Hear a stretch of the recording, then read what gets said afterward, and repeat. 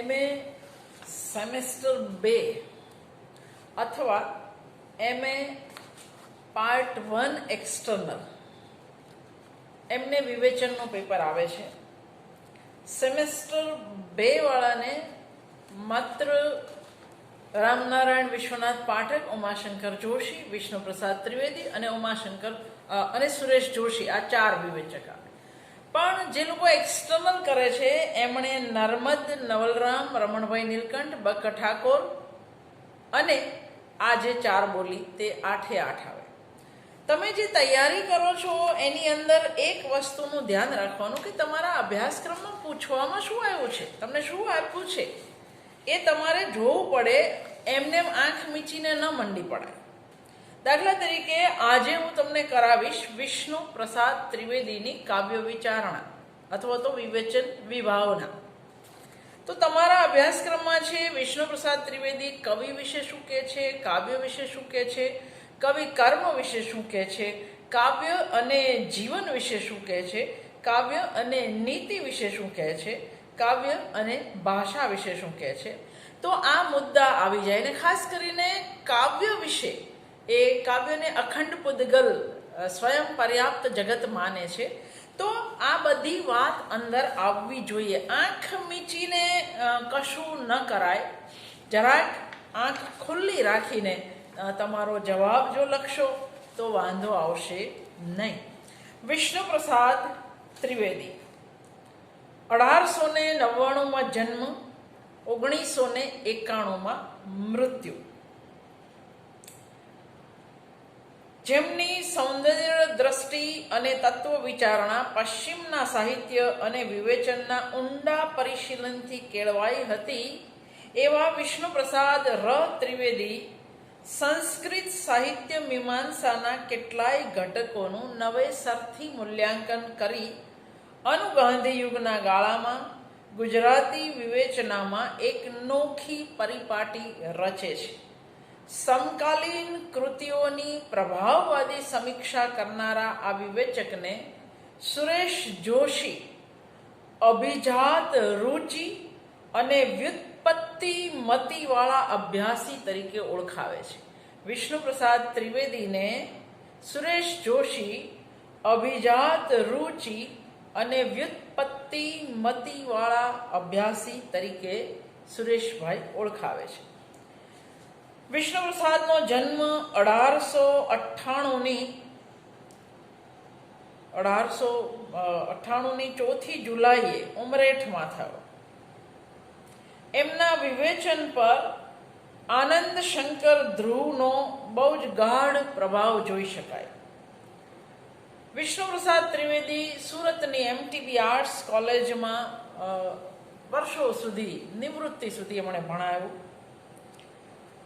જ્યારે 1918માં માત્ર 19 વર્ષની ઉંમરે પ્રેરિત ઉપનામથી સરસ્વતી ચંદ્રનું એમણે જે વિવેચન કર્યું એ કદાચ વિવેચનની દિશામાં વિષ્ણુપ્રસાદનું પહેલું પગલું હતું એવું આપણે કહી શકીએ. વિષ્ણુપ્રસાદ ત્રિવેદીના અગત્યના જે વિવેચન પુસ્તકો છે એ 1939માં વિવેચના નામનું પુસ્તક, આ એમનો પ્રથમ વિવેચન સંગ્રહ છે. 1939માં પરિશીલન નામનું પુસ્તક, 1961માં ઉપાયન નામનું પુસ્તક, 1979માં સાહિત્ય સંસ્પર્શ નામનું પુસ્તક એ પ્રગટ થાય છે. 1946માં એમણે સુધારક અને પંડિત યુગની વિચારણાનું મૂલ્યાંકન કરતું વિદ્વતાભર્યું વ્યાખ્યાન ઠક્કર વસંતજી વ્યાખ્યાન માળામાં આપેલું, જે પછીથી અર્વાચીન ચિંતનાત્મક ગદ્ય નામે 1950માં પુસ્તક રૂપે પ્રગટ થયેલું. અને એ જ રીતે 1960માં એમણે ગુજરાત યુનિવર્સિટીમાં જે વ્યાખ્યાન આપેલું એ 1963માં ગોવર્ધનરામ ચિંતક અને સર્જક એવા નામે પ્રગટ થાય છે. વિષ્ણુપ્રસાદ ત્રિવેદીના જે મહત્વના લેખ છે, વિવેચન લેખ, એ વિવેચનની પ્રતિષ્ઠા વિવેચકનો કાર્યપ્રદેશ, અનુભાવના, સાહિત્ય સંસ્પર્શ, સાધારણીકરણ, દ્વિજોત્તમ કવિતા જાતિ, રમણીયતા, કાવ્ય ચર્ચા, અર્વાચીન ચિંતનાત્મક ગદ્ય, ગોવર્ધનરામની શૈલી, ગોવર્ધનરામ ચિંતક અને સર્જક, આ એમના મહત્વના કહી શકાય એવા વિવેચન લેખો છે. એવું કહી શકાય કે વિષ્ણુપ્રસાદ ત્રિવેદીની વિવેચનાનો સમય ભલે ગાંધીયુગ હોય, પરંતુ તેઓ ગાંધી યુગની નિપજ કરતા પંડિત યુગની નિપજ હોય એવું વધારે લાગે. એમણે જે વાંચ્યું છે, વિચાર્યું છે, એમની જે ભાષા અને શૈલી છે એ એમને પંડિત યુગના વિવેચક વધારે કહે છે. સમય પ્રમાણે એવો ગાંધી યુગના છે. ચેતન નામના સામયિકમાં વિષ્ણુપ્રસાદે નાનાલાલ કવિના ચિત્ર દર્શનો તથા નરસિંહરાવ દિવેટિયાની કુસુમમાળા વિશે નિબંધો લખ્યા હતા. આટલી નાની વયે પણ તેઓ નાનાલાલ કવિની મર્યાદા જોઈ શક્યા હતા. 1939માં જ્યારે તેઓ પહેલું પુસ્તક વિવેચના લઈને આવે છે, ત્યારે લગભગ એ જ ગાળામાં રાવી પાઠકની વિવેચના પણ આરંભાઈ ચૂકી હતી. વિવેચનાની પ્રસ્તાવનામાં પોતાની સાહિત્ય વિભાવના અને વિવેચન વિભાવનાનો પરિચય આપતા વિષ્ણુપ્રસાદ ત્રિવેદી લખે છે, વૈયક્તિક રસાસ્વાદને હું મહત્વ આપું છું, કેમ કે વિવેચનના ધોરણો, સાહિત્ય સ્વરૂપો વિશે સિદ્ધાંતો, વ્યાપ્તિઓ, નિયમો શાસ્ત્ર બની સ્થિર થઈ જડ થઈ જાય છે અને આવી પ્રવૃત્તિથી સિદ્ધાંતોનું શોધન થવા સંભવ રહે છે. ગોવર્ધનરામની શૈલી વિશેના વિષ્ણુપ્રસાદ ત્રિવેદીના 2 લેખ ગુજરાતી સાહિત્યકારોની શૈલીની થયેલી ચર્ચામાં અતિશય વિલક્ષણ કહી શકાય એવા છે. એમણે ઔચિત્ય અને વિષય ક્ષમતાને ઊંચા ગદ્યના લક્ષણો તરીકે ઓળખાવ્યા છે. વિષ્ણુપ્રસાદની દૃષ્ટિએ ગોવર્ધનરામ જેવું ગદ્ય આપણા કોઈ ગદ્યકારમાં નથી. તેનું એક કારણ વિવિધ પાત્રોને એમના વ્યક્તિત્વ અનુસાર જે તે ભાષામાં ઢાળવામાં આવ્યા તે છે. આપણી વિવેચના વારે વારે પાત્ર અનુસારી ભાષાની જે અપેક્ષા રાખે છે, એના સંદર્ભે આપણે વિષ્ણુપ્રસાદની આ વાતને યાદ રાખવી જોઈએ. ગુજરાતી ગદ્યની ચર્ચા આમ પણ બહુ પાંખી થઈ છે એવી એમણે જે ફરિયાદ કરી છે એમાં વજૂદ છે. જોકે પછીથી થોડી ચર્ચાઓ થઈ, પણ એમના સમય સુધી ઓછી થયેલી. એક અચરજ, એક નવાઈ એ પણ જોવા મળે કે તેઓ નરસિંહરાવ દિવેટિયાની કુસુમમાળાને વધારે પડતું મહત્વ આપે છે. ગુજરાતી સાહિત્યના નવયુગની વસંત તરીકે તેઓ નરસિંહરાવ દિવેટિયાની કુસુમમાળાને ઓળખાવે છે. સુંદરમ જે નરસિંહરાવ દિવેટિયાની કવિતાની મર્યાદા જોઈ શક્યા છે, તે વિષ્ણુપ્રસાદ નથી જોઈ શક્યા. વિષ્ણુપ્રસાદ ત્રિવેદી લખે છે, એમણે જે સાહિત્ય સ્વરૂપોની અંદર જે રૂઢ પરિભાષા આવી જતી હોય છે એના વિશે, ક્યારેક સાહિત્ય સ્વરૂપોમાં વધારે પડતી રૂઢતા આવી જતી હોય છે. ભક્તિ કાવ્યો કે આધુનિક રચનાઓ હોય, એની એક પદાવલી નિશ્ચિત થઈ જાય છે એવું આપણે જોઈએ છે, પછી બધા એ જ પ્રકારનું રચે. બક ઠાકોરે આવી કૃત્રિમ બની ગયેલી પદાવલીની ભારે ટીકા કરી હતી, જે આપણે બક ઠાકોર વિશે વાત કરી ત્યારે કહ્યું છે. બક ઠાકોરની પરંપરામાં રહીને વિષ્ણુપ્રસાદ ત્રિવેદી પણ આવી કૃત્રિમ બની ગયેલી પદાવલી વિશે કહે છે.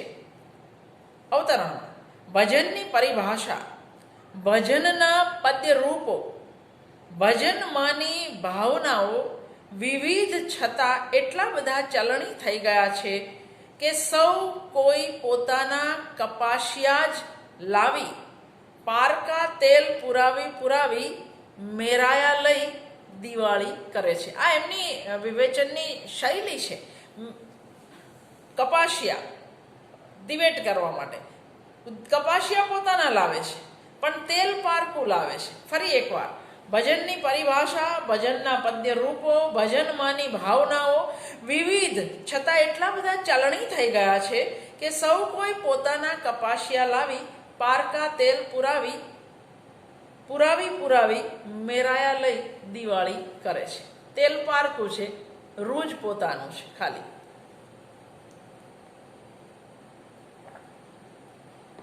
સુધારક યુગના નર્મદ અને નવલરામની કાવ્ય વિચારણામાં રહેલા દોષો વિષ્ણુપ્રસાદ ત્રિવેદી જોઈ શક્યા હતા. જોસ્સા પર વધારે પડતો ભાર મુકાઈ ગયો હતો, પણ માત્ર જોસ્સાથી કાવ્ય નિપજતું નથી. વિષ્ણુપ્રસાદ લખે છે અવતરણમાં, ઉર્મી કે જોસ્સો હોય છતાં પ્રતિરૂપો અર્થાત મૂળે જો કલ્પનાનો વ્યાપાર ન હોય તો વેગી પ્રાણવાન વક્તૃત્વ ભાવ નિપજે, પણ કવિતાનું પદ્યબંધ નહીં પામે. કલ્પના વ્યાપારથી જ કવિતા કલા તરીકે જીવે, અને કવિતા કલા લેખે જ જીવે છે, ન અન્ય સ્વરૂપે. આ એમના કવિતા વિશેના વિચાર. વિષ્ણુપ્રસાદ આગળ કહે છે, કવિતા કલ્પના પ્રધાન જ હોય, આત્મલક્ષી જ હોય એવો નિયમ શાસ્ત્રીય લાગતો નથી.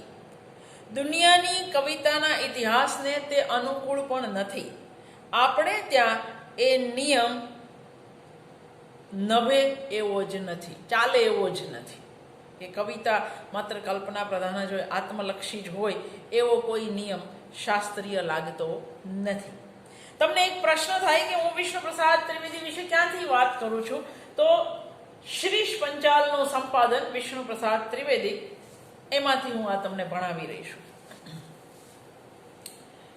તો આ કવિતા વિશેના એમના વિચારો છે. કવિતા વિશેના વિષ્ણુપ્રસાદ ત્રિવેદી કહે છે, ગુજરાતી સાહિત્યમાં સામાન્ય રીતે એક બીજો મોટો દોષ જોવામાં આવે છે, તે આકાર સૌષ્ઠવ કે એકતાના અભાવનો. સાહિત્ય કૃતિ એક જીવંત અખંડ કૃતિ લાગવી જોઈએ. આ એમના કાવ્ય વિશેના વિચાર છે. આપણને ખબર છે વિવેચનમાં કાવ્ય એટલે સમગ્ર સાહિત્ય. એટલે જ્યારે તમને કોઈ કાવ્ય વિભાવ નાખે ત્યારે એ સમગ્ર સાહિત્ય વિશે શું વિચારે છે એની તમારે વાત કરવાની છે. વિષ્ણુપ્રસાદ કહે છે, ગુજરાતી સાહિત્યમાં સામાન્ય રીતે એક બીજો મોટો દોષ જોવામાં આવે છે, તે આકાર સૌષ્ઠવ કે એકતાના અભાવનો. સાહિત્ય કૃતિ એક જીવંત અખંડ કૃતિ લાગવી જોઈએ.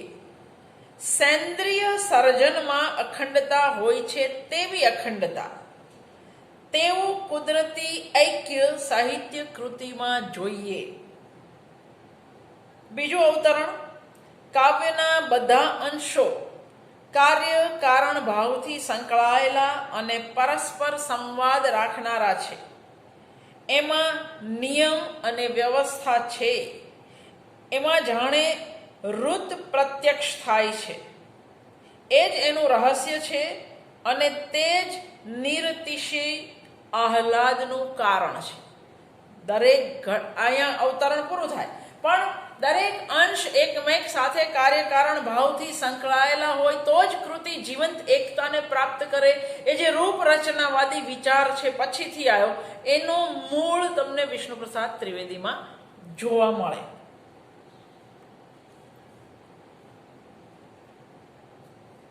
વિષ્ણુપ્રસાદ ત્રિવેદી કહે છે, સાહિત્ય અવતરણમાં સાહિત્ય કૃતિની રમણીયતા તેના પોતાના અંતઃસ્થ સ્વત્વને વફાદારીથી વળગી રહેવામાં છે. એ અર્થમાં તે અનન્ય પરતંત્ર સ્વાયત્ત સ્વયં સંપૂર્ણ છે. સાહિત્ય કૃતિ એક એવું સંગઠન છે, એવો પૂદગલ છે, જેના બધા અંગો સંપૂર્ણ સંવાદથી પરસ્પર આશ્રિત રહેલા હોય છે. જે આગળ વાત કરી એ જ વાત એ ફરી કહી રહ્યા છે. ફરી એકવાર કહું છું, સાહિત્ય કૃતિની રમણીય એટલે કઈ કૃતિ રમણીય લાગે, કઈ કૃતિ આસ્વાદ્ય લાગે, કઈ કૃતિ કલાત્મક લાગે, તો જેના તમામ અંશો કાર્યકારણ ભાવથી પરસ્પર સંકળાયેલા હોય, પરસ્પર સંવાદી હોય. એ જ વાત વિષ્ણુ પ્રસાદ કરે છે. ફરી એકવાર આખું સાહિત્ય કૃતિની રમણીયતા તેના પોતાના અંતસ્થ સ્વત્વને વફાદારીથી વળગી રહેવામાં છે. એ અર્થમાં તે અનન્ય, પરતંત્ર, સ્વાયત્ત, સ્વયં સંપૂર્ણ છે.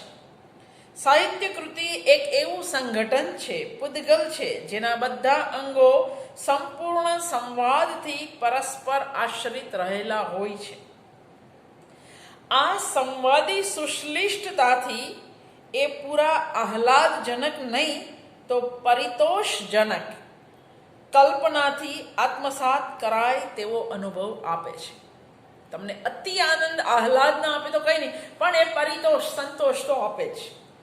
કૃતિનું વસ્તુ કે વિષય વિચાર પ્રેરક, વિષાદ પ્રેરક, કલેશકર, ક્ષોભકર હોય તો પણ તેની સંઘટનાથી, સમગ્રતાથી એ પરિતોષ ઉપજાવે છે. અને તેવી કૃતિને આપણે રમણીય કૃતિ કહીએ છીએ. આ બાબતે વિષ્ણુ પ્રસાદ બિલકુલ સ્પષ્ટ છે. કૃતિની સ્વાયત્તતાની એ વાત કરે છે. એમાં એ હજુ આગળ ઉમેરે છે, કાવ્યમાં પ્રયોજાતી કોઈ પણ યુક્તિ પ્રયુક્તિનું સ્વતઃ કોઈ આગવું મૂલ્ય હોતું નથી. એ વાત જે રૂપરચનાવાદીઓ સ્વીકારીને ચાલે છે, એ વિષ્ણુપ્રસાદ ત્રિવેદી અલંકાર જેવી યુક્તિ માટે આ રીતે કહે છે. અને ત્યારે એ રૂપરચનાવાદીની બાજુમાં જઈને બેસતા હોય એવું તમને લાગશે. વિષ્ણુપ્રસાદ ત્રિવેદીના શબ્દો અવતરણમાં, અલંકાર એ કાવ્યનું કે ઇષ્ટાર્થનું આભૂષણ નથી કે યથેચ્છ પહેરાવીને કાઢી શકાય. કવિ પ્રામાણિક હશે તો તેનો અલંકાર અવિનાભાવી સંબંધે કાવ્યમાં રહેશે. અવિનાભાવી એટલે જેને છૂટું ન પાડી શકાય તે. એ અલંકાર વિના કાવ્યનો અર્થ પૂરો પ્રગટ નહીં થઈ શકે. અલંકાર એ આગંતુક નથી, પણ કવિ સંવેદનનો જ અંશ છે. વિષ્ણુપ્રસાદનું અવતરણ પૂરું થાય. હકીકતે આ જ વિચારણા કુંતક કે ક્રોચે જેવાએ પણ અલંકાર વિભાવનાની આ જ વિચારણા આપી છે. આપણને વિષ્ણુપ્રસાદ ત્રિવેદીની આ વાત પરથી એવો ખ્યાલ આવે છે કે કૃતિનું વિષય વસ્તુ વિષાદ પ્રેરક હોય, હતાશાજનક હોય તો પણ એમને એની સામે વાંધો નથી. કૃતિની સફળતાનો આધાર ઘટકોના પરસ્પર સંવાદીપણામાં રહેલો છે. આ માન્યતા પછીથી હરિવલ્લભ ભાયાણી સુધી ચાલતી આવી છે. એટલે વિષ્ણુપ્રસાદ ત્રિવેદી એ બાબતે આ બધાના પુરોગામી છે. જીવન અને સાહિત્ય વચ્ચેની સંવાદિતાનો આગ્રહ વિષ્ણુપ્રસાદ ત્રિવેદીમાં વારે વારે જોવા મળે છે. કારણ કે એમના પર મેથ્યુ આર્નોલ્ડનો ખાસ્સો પ્રભાવ પડેલો છે. વળી જીવનને ભર્યું ભર્યું બનાવી દેતા ગોવર્ધનરામ ત્રિપાઠી સામે હોય એટલે પછી તેઓ કાવ્યની વિભાવના એ પ્રમાણે જ ઘડે છે. તેઓ કહે છે અવતરણમાં, જીવનનું ગંભીર તથા યથાર્થ અને સમગ્ર નિરૂપણ હોય અને તેમાં આરપાર દેખાતો કોઈ સત્ય કે ભાવનાનો પ્રકાશ હોય તો તે કાવ્યકૃતિ ઉત્તમ થવાની બહુ સંભાવના છે. આ જ વાતને બીજા શબ્દોમાં વિષ્ણુપ્રસાદ આ રીતે કહે છે અવતરણમાં, વિચાર પ્રધાન નહીં, ચિંતન પ્રધાન નહીં, પણ આનંદ પર્યવસાયી હોવા ઉપરાંત દર્શન પર્યવસાયી કૃતિ જેમાં કોઈ સત્યની ઝાંખી કે પ્રતીતિ થતી હોય, કાવ્ય રમણીયતાના અનુભવ પછી બીજી, ત્રીજી, ચોથી ક્ષણે તે કવિતા જાતિમાં દ્વિજોત્તમ ગણાવવા લાયક ગણાય. દ્વિજોત્તમ કવિતાની વાત ઠાકોરે પણ કરેલી.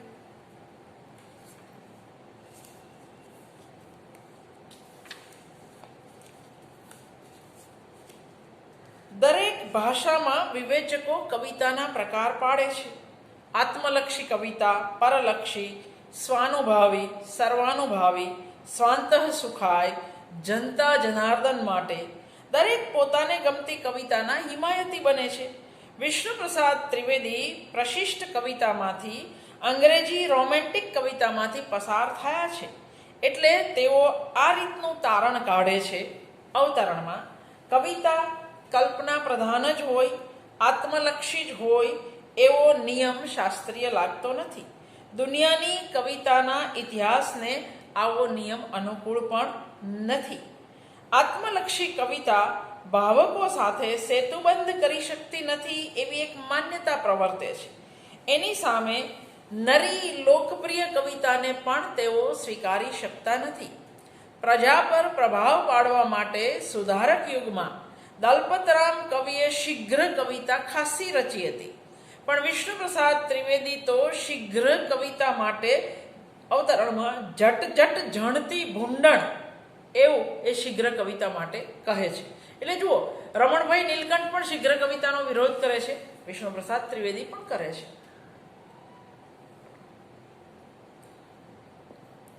શીઘ્ર કવિતા માટે જટ જટ જણતી ભૂંડણ જેવી એ શીઘ્ર કવિતાને કહે છે.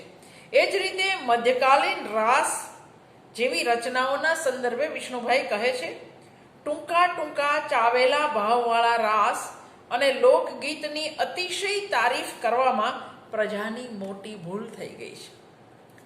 રુચિના ઘડતરની વાત છે. પ્રજા સારી કવિતાને ઓળખે એવું વિષ્ણુભાઈ અપેક્ષા રાખે છે. એટલે તેઓ મનોરંજનલક્ષી કવિતાને સ્વીકારી શક્યા નથી. આપણે એમની કવિતા વિશેના વિચારમાં આ યાદ રાખવાનું. કવિ વિશે વિષ્ણુભાઈ શું વિચારે છે? એ કહે છે અવતરણમાં, કલાકારનું સંવેદન ઝાંખું અને વ્યવસ્થા વગરનું ન હોય. એના સંવેદનમાં સમગ્રતા હોય. વસ્તુઓના સંબંધમાં એણે કોઈ રહસ્ય કે મેળ જોયો હોય.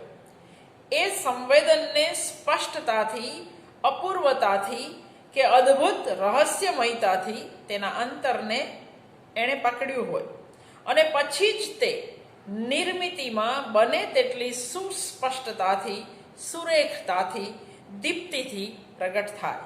સુંદર અને મધુરના અતિ પરિચયથી એને છાંડી છાયાવાદ કે વાસ્તવિકતાના નામે અસુંદર અને આઘાતક પ્રતિષ્ઠા કરવા જેવો ભાવના વ્યત્યય આધુનિક સંસ્કૃતિએ બીજો ભાગ્યે જ બતાવ્યો હોય. તેઓ કહે છે, જો કવિ માનવ જાતિના હૃદયનો નિયંતા બનવા માંગતો હોય અને નવા જીવન અર્થે હેતુઓનો સ્રષ્ટા બનવા માંગતો હોય તો માત્ર આત્મરત ન રહેતા કવિની પાંખ અનેક દિશાઓમાં દૂર સુદૂર ઉડ્ડયન કરી શકે એવી શક્તિશાળી જોઈશે. વિરોધો અને સંઘર્ષોને સમાવી લેનારી, સામાજિક લય ભાતમાં સ્થાને રહે તેવો પરિતોષક વિશ્વ માનવ કવિએ સર્જવો જોઈશે.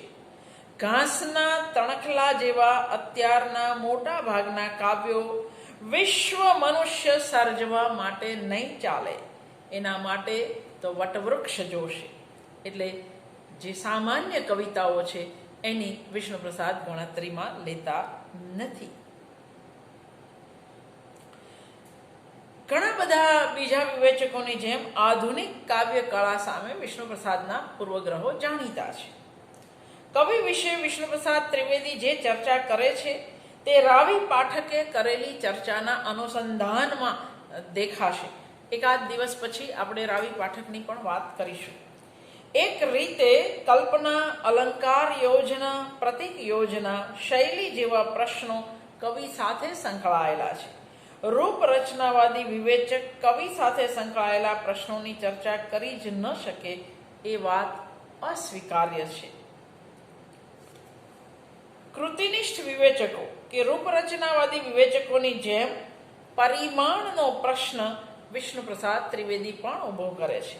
તેમની દૃષ્ટિએ મુક્તક, ઉર્મી કાવ્ય જેવા લઘુ પરિમાણવાળા કાવ્યો જીવનના વિશાળ પટને આવરી લેતા નથી. જોકે એમની વાત સામે સુરેશ જોશી જેવા બે પંક્તિમાં પણ મહાકાવ્યગત પરિમાણની શક્યતા વિચારે છે. પણ પ્રશ્ન ટૂંકા પરિમાણ વડે કેટલું સિદ્ધ કરી શકાય એનો છે. વિષ્ણુ પ્રસાદ ત્રિવેદી કહે છે, કૃતિમાં થતો સાક્ષાત્કાર જીવનને કેટલી વ્યાપકતાથી સ્પર્શે છે, ઊંડાણથી અને સચ્ચાઈથી સ્પર્શે છે, એ પણ કૃતિઓના મૂલ્યાંકનમાં બોધ કે અબોધ પણ પૂર્વ નિર્ણાયક બને છે. ઘણા કળા મીમાંસકોએ લઘુ પરિમાણ કરતાં વિશાળ પરિમાણને અગ્રીમતા આપી છે. વિષ્ણુ પ્રસાદનો પણ આપણે એમાં સમાવેશ કરી શકીએ. વિષ્ણુ પ્રસાદ ત્રિવેદી નીતિ અને જીવન વિશે શું માને છે એની પણ આપણે વાત કરી લઈએ. તેઓ પોતાની કાવ્ય ચર્ચામાં નીતિવાદી દ્રષ્ટિબિંદુ બહુ વચ્ચે લાવ્યા નથી. કળાની સ્વતંત્રતાનું તેઓ ગૌરવ કરે છે, પરંતુ ભાવના કે કલ્પનાના સૌંદર્યને મૂર્ત કરવા માટે એકાગ્રતાએ મથતો કલાકાર સ્વતંત્ર છે અને સ્વતંત્ર રહેવો જોઈએ એવું વિષ્ણુભાઈ માને છે. એ કલાકારની પ્રવૃત્તિ તેનો તેમજ સમાજનો વિકાસ સાધશે. ધર્મ જેટલી જ તે સૂચિ હોય તે મોક્ષદાયી નીવડશે.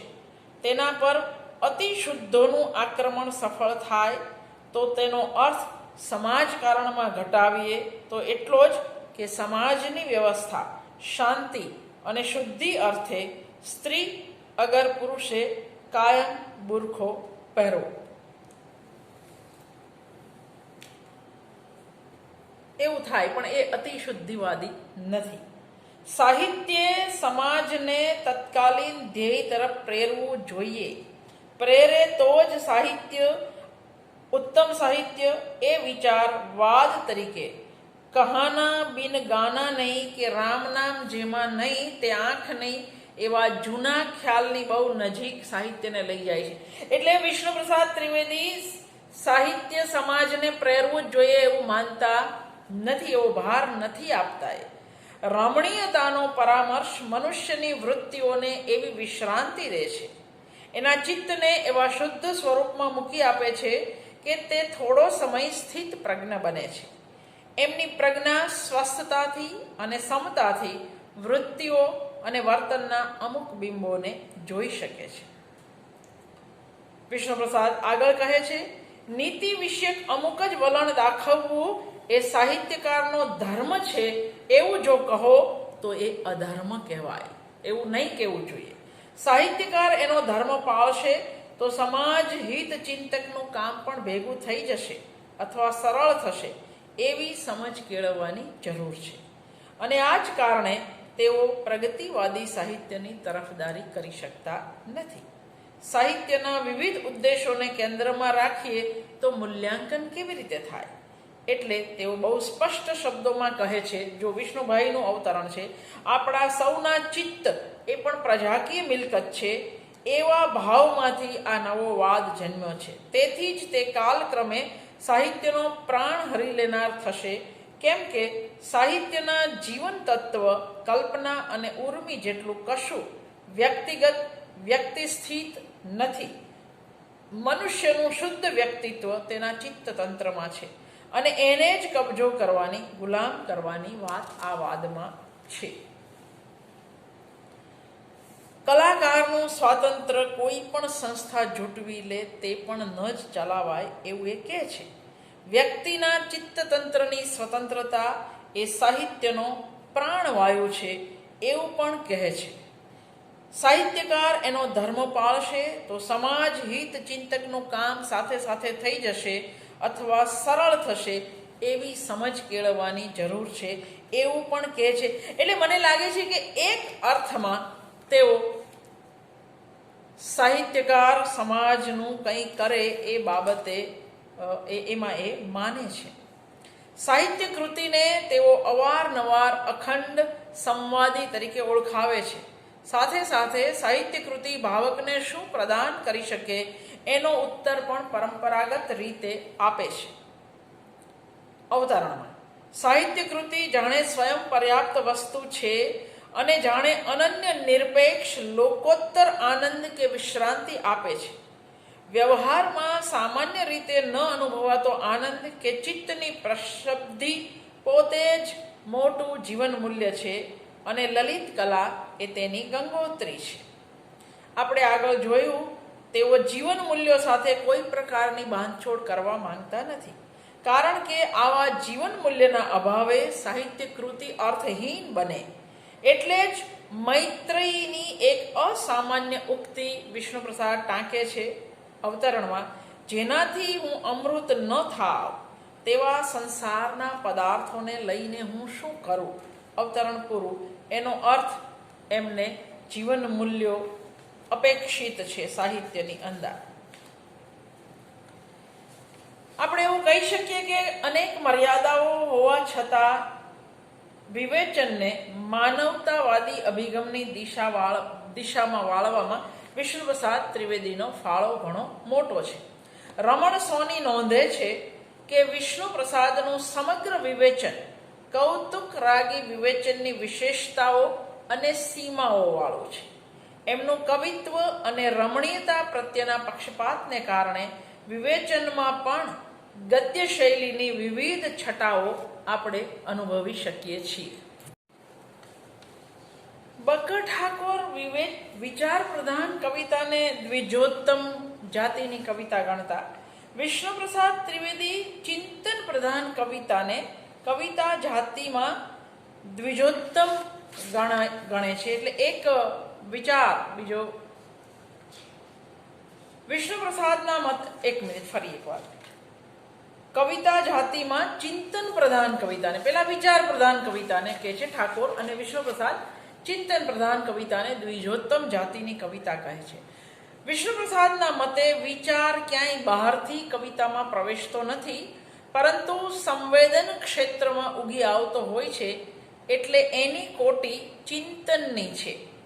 આથી પણ એક ડગલું આગળ વધી તેઓ સત્યની ઝલક દર્શાવતા દર્શનનો, ચિંતનનો મહિમા કરે છે.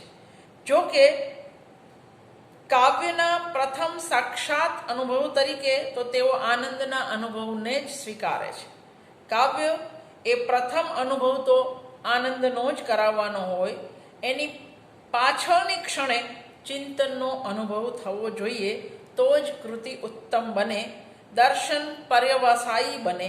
પ્રથમ આનંદ પછી ચિંતન એ આનુપૂર્વી, એ અનુક્રમ સ્વીકારવા પાછળ એમની સૌંદર્ય દૃષ્ટિ અને રમણીયતાની અનિવાર્યતાનો આગ્રહ કામ કરે છે. કાવ્યમાં સૌંદર્ય મૂલ્યોનું આલેખન, ભાવન, સર્જન, આસ્વાદ વગેરેની ચર્ચાની સાથે વિવેચનનું મૂલ્ય તથા વિવેચકના કર્તવ્યની પણ એમણે ચર્ચા કરી છે. ભાવકની અને એ રીતે આખીય પ્રજાની રસવૃત્તિનું ઘડતર કરવું એ વિવેચકનું કાર્ય છે, એમ વિષ્ણુપ્રસાદ સ્વીકારે છે. સાથે વિવેચકે ભાવકને અને સમસ્ત પ્રજાને સાંસ્કૃતિક મૂલ્યબોધ પણ કરાવવાનો છે. આ માટે વિવેચકે કૃતિનો આસ્વાદ કરાવવાની સાથે ઐતિહાસિક અને તુલનાત્મક દૃષ્ટિએ મૂલ્યાંકન પણ કરવાનું છે, અને કૃતિના જીવન રહસ્યને, કર્તાના જીવન દર્શનને શોધીને વાચક ભાવક સમક્ષ મૂકવાનું છે. આ જ કારણથી એમણે વિવેચકને જીવન ફિલસૂફ અને કળા ફિલસૂફ પણ કહ્યો છે. હું વિવેચકની વાત વધારે એટલે નથી કરતી કે તમારા અભ્યાસક્રમમાં કવિ, કાવ્ય, કવિ કર્મ, જીવન વિશેનો અભિગમ, મૂલ્ય વિશેનો અભિગમ, એટલે તમને એવું લાગશે કે નીતિ વિશેનો, પણ જ્યારે એ મૂલ્યોની ને જીવનની વાત કરે છે ત્યારે એ જ વાત કરી રહ્યા છે. એટલે આટલું કાફી છે.